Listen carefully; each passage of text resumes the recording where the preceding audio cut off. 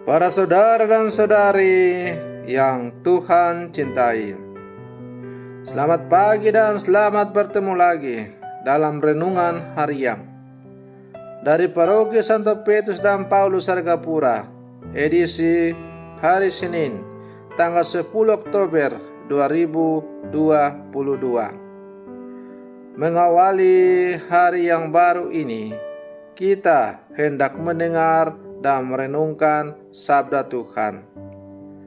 Marilah sebelum kita mendengar dan merenungkan sabda Tuhan, kita berdoa.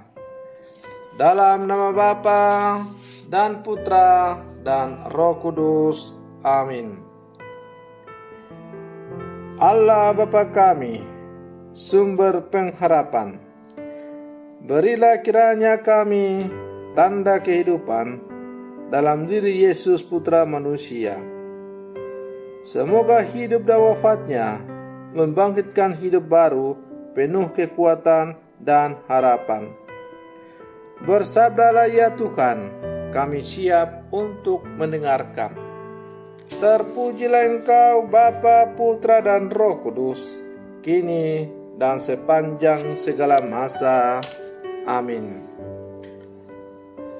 Para saudara dan saudari yang Tuhan cintai, sabda Tuhan yang hendak kita dengar dan kita renungkan untuk mengawali hari yang baru ini, hari Senin dalam masa biasa yang ke-28, diambil dari Injil Lukas pasal 11 ayat 29 sampai 32.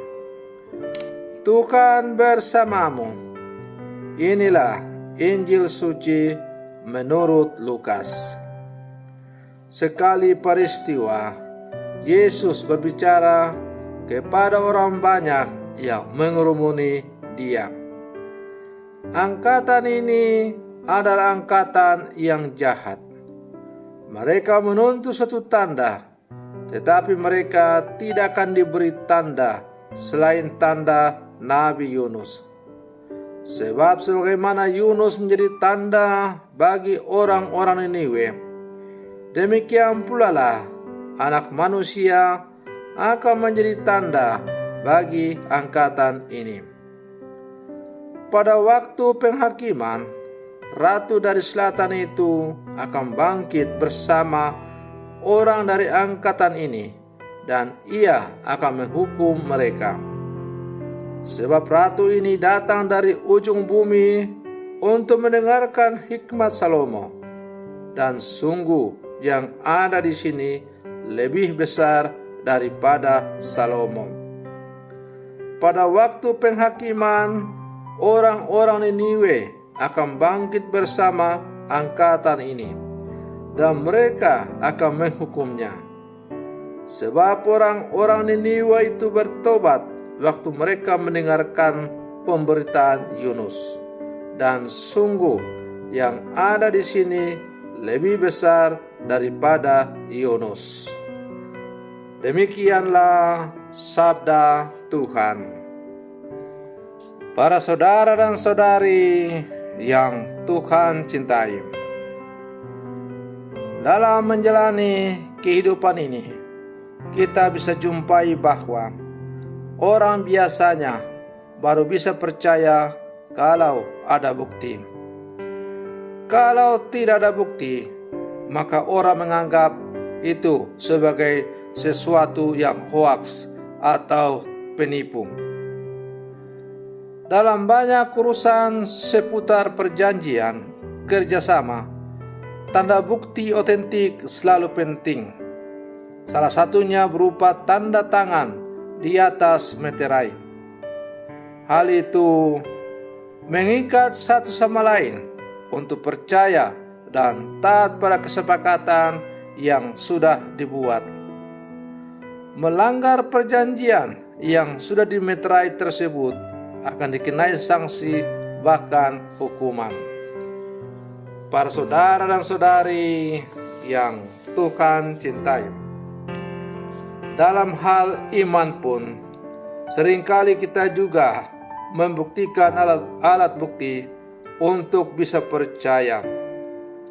Orang-orang Niniwe baru percaya dan bertobat ketika melihat Yunus yang 3 hari berada di dalam perut ikan. Itu datang memberitakan peringatan kepada mereka untuk bertobat dan kembali kepada Allah. Pada zaman ini kita juga punya alat bukti yang jauh lebih besar daripada Yunus, yakni Tuhan Yesus yang bangkit dari alam maut setelah 3 hari berada di dalam perut bumi. Kita semua pun yang percaya kepadanya dan mengikuti Dia dimeteraikan oleh pembaptisan sebagai anak-anak Allah yang berhak mendapat warisan kerajaan Allah yang dijanjikan Yesus sendiri bagi orang yang mau mengikuti Dia.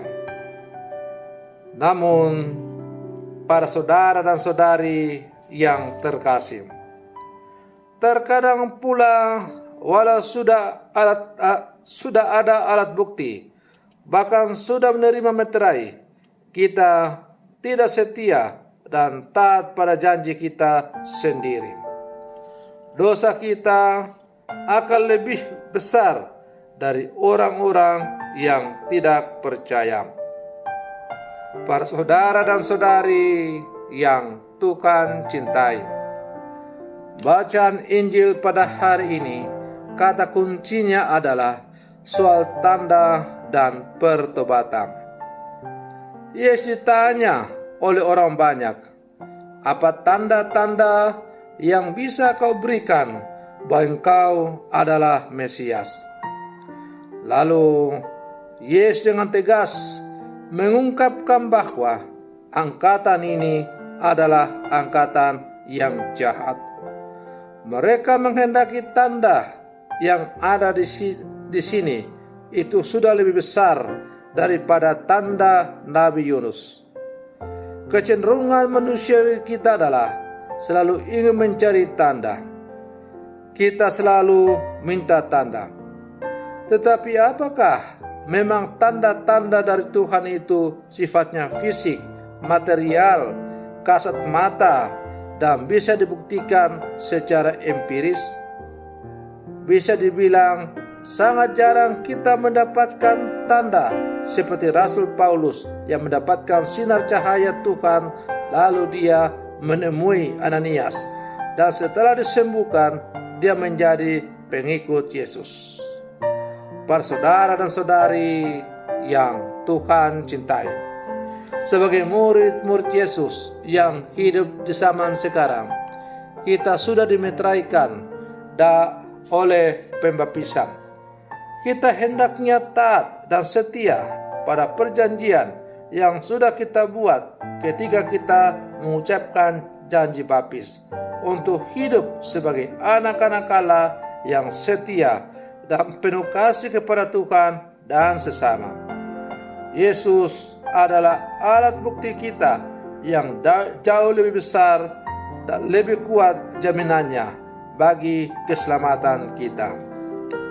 Maka marilah para saudara dan saudari yang terkasih, sebagai murid-murid Yesus yang hidup bersama sekarang, kita terus menjadikan Yesus sebagai satu-satunya tanda keselamatan dalam seluruh kehidupan kita. Dan kita telah mengikat perjanjian dengan Dia untuk hidup sesuai dengan apa yang dikehendaki lewat meterai sakramen pembaptisan. Ketika kita dibaptis, kita berjanji akan hidup sesuai dengan apa yang diajarkan oleh Tuhan dan menolak segala sesuatu yang bertentangan dengan kehendak Tuhan.